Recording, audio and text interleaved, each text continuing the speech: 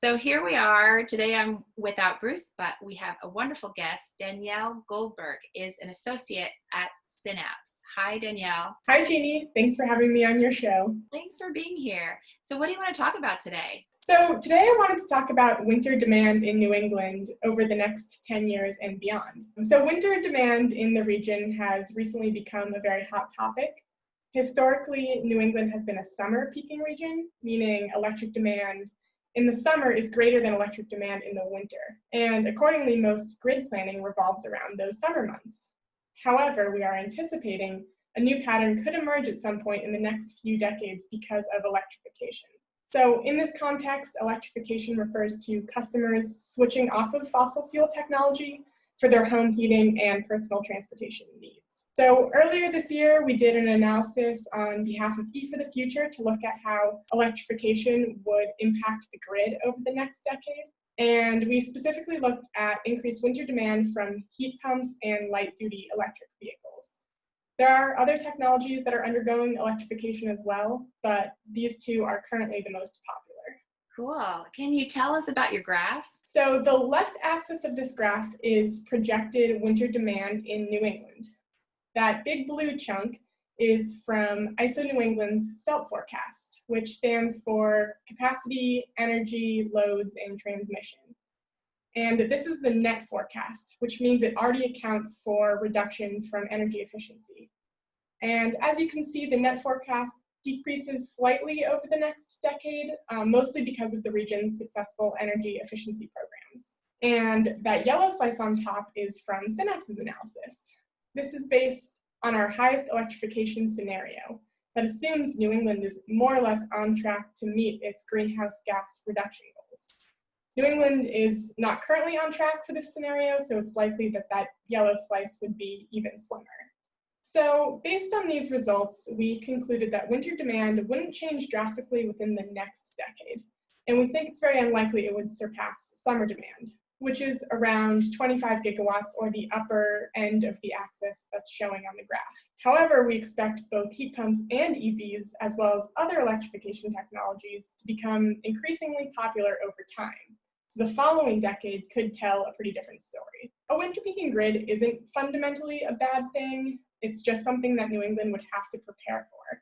And they should start looking now for solutions for a winter peaking future. So we had a few suggestions for the region to start planning for now. The first is to investigate managed EV charging. And this could be a policy, program, rate design, or incentive that affects charging hours. And this can help shift some of that load off peak. So if we start viewing EVs as a grid asset rather than a burden, we can all but eliminate winter peak from EVs. The next thing would be to continue to invest in renewables that produce power during the winter. In the next decade, New England expects to see over 5 gigawatts of offshore wind. More flexible demand resources, such as batteries, are also expected to come online in the next decade.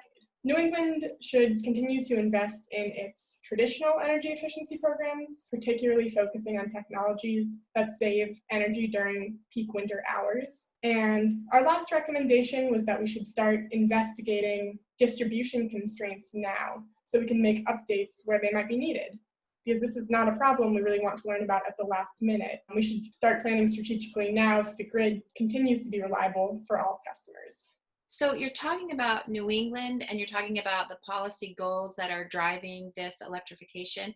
Are the policy goals pretty consistent across the New England states, or if not, does that impact kind of how this electrification gets rolled out? That's a great question. The policy goals do vary across the states quite a bit.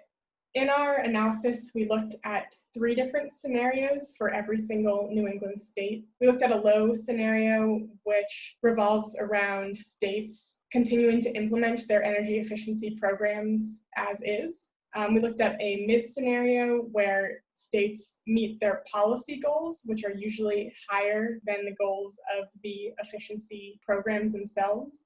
And then we looked at this high scenario, which estimates that all of the states will be able to hit their greenhouse gas reduction targets, or at least a proxy of those targets by 2030. A lot of the goals are set around years farther in the future. The slice that's on top of that graph is the high scenario, which assumes that all of the states are set out to meet their greenhouse gas initiatives, and I don't think any of the states are particularly on track, but hopefully they will become more so over time.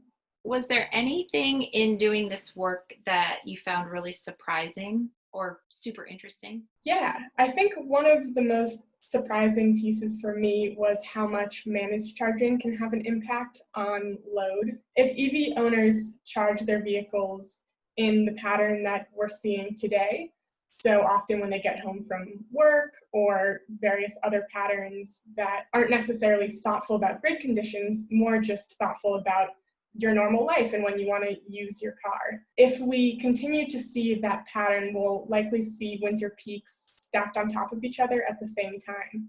Whereas if policies are put in place, you can almost really eliminate the impact from EVs and use EVs potentially even as a storage asset on the grid. So if charging could be done overnight, it could benefit EV owners financially as well as not contribute as heavily to this peak. Heating solutions are a bit more challenging. You want your heater on when it's cold, so you have less flexibility, but there are, hopefully we can invest more in efficiency technologies that counteract some of those peak hours as well. As we electrify more and as gas is cheap and there's competition for the use of gas, we've seen in New England price spikes, right? Where in the winter you need gas for home heating and you need gas for running your electric generating plants. Does this analysis help that challenge at all, or did you guys have that in mind when you were doing this? The resource mix that would fuel these winter technologies wasn't directly in the scope of the project, but that being said, we did look at how much offshore wind was expected to come online. Not all renewables line up well with winter heating, such as solar power isn't extremely relevant during the coldest hours of the day or the year, whereas offshore wind can be a very reliable resource that's coming online. So hopefully we would not be relying on gas to fuel these new electrified technologies. To reach our climate goals, they really have to be fueled by renewables. And things like batteries can aid in fueling technologies that may spike at peak times. So this is really great. Thank you for being on the show. Sure, thanks for having me. We have a link to the full report on Synapse's website. Thanks, Danielle. Thanks so much. Bye. Bye. Thanks for watching. This is Energy Nerd Show and Tell. It's the show that we want to watch, so we're thinking maybe some of you energy nerds want to watch it too. If you do, then tell your friends and subscribe right around here.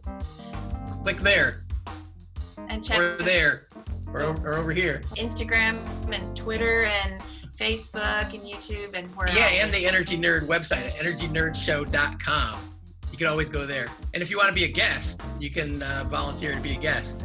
We love to have guests. In fact, that's kind of what the show is all about. Absolutely.